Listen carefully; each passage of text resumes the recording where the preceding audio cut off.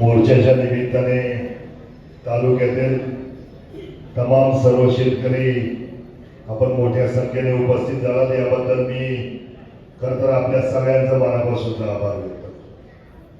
कारण मला वाटतं ही पहिली वेळ आहे की सगळे शेतकरी आणि सगळे नेते सगळ्या पक्षांचे एका व्यासपीठावर आलेले आहेत. आणि का आले तर बाजार समितीचा भ्रष्टाचार जो आपण सगळ्यांनी पाहिले. मी जास्ती बोलणार नाही कारण खोला प्रत्येकाला माहिती आहे काय झाले, कसे पैसे खाल्ले गेले आणि कोणत्या पद्धतीने पैसे खाल्ले. परंतु मी एक आठवण करून देऊ इच्छितो. माऊली असतील, प्रियंकाताई असतील, संतोषी दादा असतील, आज भास्कर शेठ असतील, आज ही संधी येणं आहे. मी पॅनल करताना विरोध केला होता की आपल्याला संजय काळ्यांबरोबर पॅनल करायचं नाही. मला वाटतं हे सगळ्यांना आता आठवत असेल आणि ही संधी त्याच्यामुळे आपल्या सगळ्यांना मिळाली.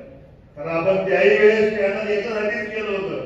विरोधात असेल कमी आम्हाला मिळाले असतील, 5च माणसं निवडून आली असतील, एक जण बरोबर नसेल आता. परंतु त्यावेळेस जे पॅनल केलं होतं त्याही वेळेस हाच विषय होता की संजय काळ्यांची जी कार्यपद्धती आहे त्याला विरोध केला पाहिजे. आणि मला वाटतं त्यावेळेस सुद्धा आपण सगळे मंडळी एकत्र येऊन पॅनल तयार केलं होतं. आज तुमच्या सगळ्या चारही मंडळींना मी मनापासूनचे धन्यवाद देतो. धन्यवाद पत्रकार मंडळींना सुद्धा देतो. कारण पत्रकार मंडळींनी हा विषय लावून धरला, संचालक मंडळातील ह्या 4 लोकांनी हा विषय लावून धरला आणि म्हणून खरं तर ह्या विषयाला वाचा फुटली आणि ह्या विषयावर जनजागृती होऊन आज आक्रोश मोर्चा निघतो. पण तो आक्रोश मोर्चा करून आपल्याला थांबणार आहे का आपण? मला वाटतं आपल्याला पुढे जावं लागेल. एकटे संजय काळे दोषी आहेत का? 15 संचालक सुद्धा तेवढेच दोषी आहेत. त्या 15 संचालकांच्या घरी जाऊन सुद्धा आपल्याला त्यांना कन्व्हिन्स करावं लागणार आहे की तुम्ही जाऊया, की तुम्ही हे जे करताय हे तुमच्या जीवावर संजय काळे करतात.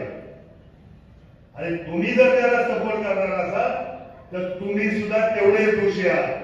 आणि जर तुम्ही तेवढे दोषी असाल तर फक्त एकट्या संजय काळे किंवा बाजार समितीवर मोर्चा काढून चालणार नाही, तर त्या प्रत्येक संचालकाच्या घरावर सुद्धा मोर्चा आपल्याला काढावा लागेल असं मी तुम्हाला सगळ्यांना म्हणतो. एवढं करून थांबणार आहे का आपण? मला वाटतं नाही. तर जे बाजार समितीला मतदान करतात त्या सोसायटीचे नेते सगळ्यांचे ठराव आले का? आपल्याला जे नसतील त्यांचे ठराव आले पाहिजे.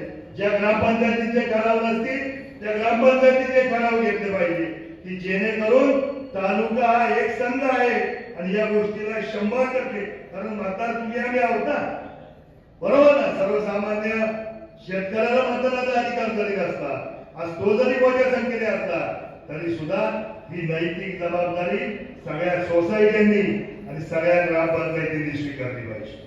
आणि मला वाटतं ते ठराव आपण सगळ्यांनी लवकरात लवकर करू. एवढं करून थांबून चालेल का? कारण दादा ही पहिली स्टेप झाली. हे जोपर्यंत तुम्ही ते विषय कळीला जात नाही तोपर्यंत अशाच पद्धतीने आपल्याला काम करावं लागणार आहे.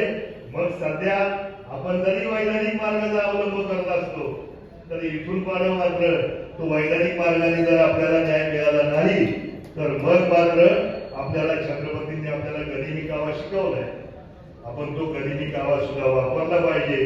कारण साम दाम दंड भेद या उक्तीप्रमाणे जे जे योग्य असेल त्या त्या पद्धतीने काम केलं पाहिजे. या लढ्याला आम्ही सगळे शिवसेना परिवार असेल हा सगळा 100% आपल्या बरोबर असणार आहे. आपण सांगाल ती पूर्व दिशा, आपण सांगाल ती भूमिका घेऊन आपल्या सगळ्यांच्या खांद्याला खांदा लावून आम्ही सगळी मंडळी बरोबर असणार आहे. हा शब्द आपल्या सगळ्यांचा देतो. थांबतो. जय हिंद, जय महाराष्ट्र, जय शिवराय.